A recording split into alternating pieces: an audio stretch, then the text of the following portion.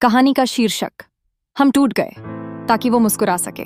सर्दियों की वह शाम थी जब सूरज डूब चुका था, लेकिन मेरे भीतर का अंधेरा अभी गहराना शुरू ही हुआ था। दिल्ली की सड़कों पर तेज रफ्तार जिंदगी भाग रही थी और मैं उस भीड़ में अकेला खड़ा था। एक ऐसा चेहरा जिसकी मुस्कान कहीं पीछे छूट गई थी। मेरा नाम आरव है।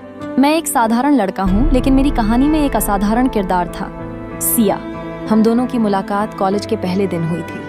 सिया वो लड़की थी जो किसी सुबह की पहली किरण जैसी थी, नर्म, उजली और उम्मीदों से भरी हुई। उसकी आंखों में एक अलग चमक थी, मानो हर दर्द को पढ़ सकती हो। मुझे याद है जब पहली बार उससे मिला था, उसने हंसकर कहा था, आरव, तुम्हारी आंखों में कुछ अधूरा सा है, जैसे कोई कहानी बाकी हो।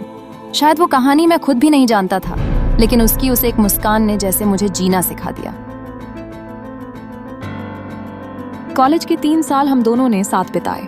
किताबों से ज्यादा हम एक दूसरे को पढ़ते थे। कैंटीन की चाय, लाइब्रेरी की खामोशियां, सर्दियों की धूप और गर्मियों की बेचैनी, सब कुछ जैसे हमारे बीच की कहानी में घुल चुका था। लेकिन सिया की आंखों में हमेशा एक सपना पलता था, एक डॉक्टर बनने का सपना। वो कहती थी, मैं बस अपने पापा को फिर से मुस्कुराते देखना चाहती हूँ। आरव, उन्होंने मेरे लिए बहुत कुछ सहा है।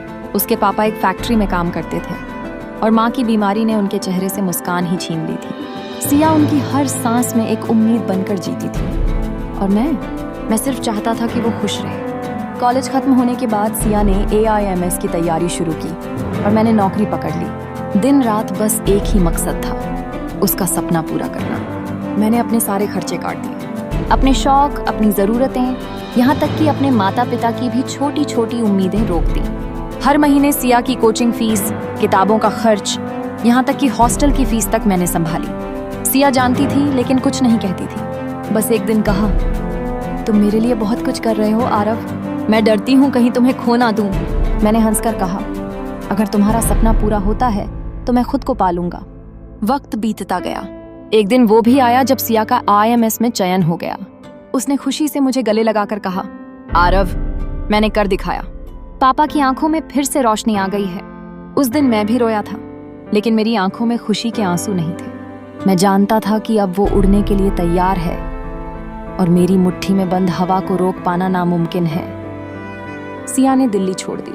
अब वो बैंगलोर में थी, डॉक्टर बनने के सफर पर। शुरू में कॉल्स आते रहे, चैट्स होती रहीं, लेकिन जैसे जैसे उसका वक्त उसकी किताबों और मरीजों में बंटा, मैं उसकी जिंदगी के फुटनोट में सिमटने लगा। एक दिन उसने फोन पर कहा, आरव, मुझे लगता है हमें थोड़ा स्पेस चाहिए। मैं बहुत उलझ चुकी हूँ।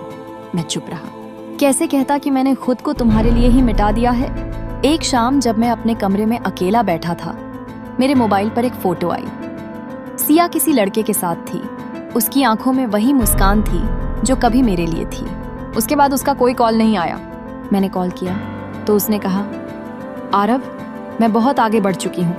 तुमने जो किया उसके लिए मैं हमेशा शुक्रगुजार रहूंगी, लेकिन मैं अब किसी और के साथ हूँ। उस दिन मेरी रूह टूट गई। मैंने पूछा, क्या कभी मेरे लिए कुछ था भी? वो बोली, था, लेकिन वो एक फेज था।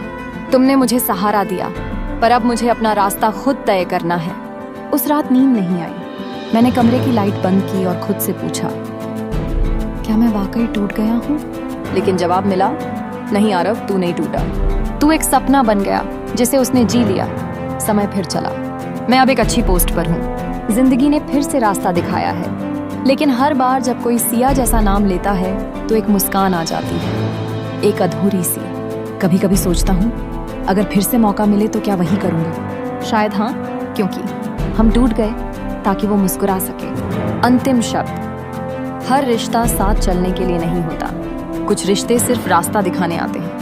अगर किसी की मुस्कान के लिए हमें खुद को मिटाना पड़े तो वो भी एक किस्म की जीत है। एक ऐसी जीत जो इतिहास में दर्ज नहीं होती, लेकिन दिलों में हमेशा जिंदा रहती है।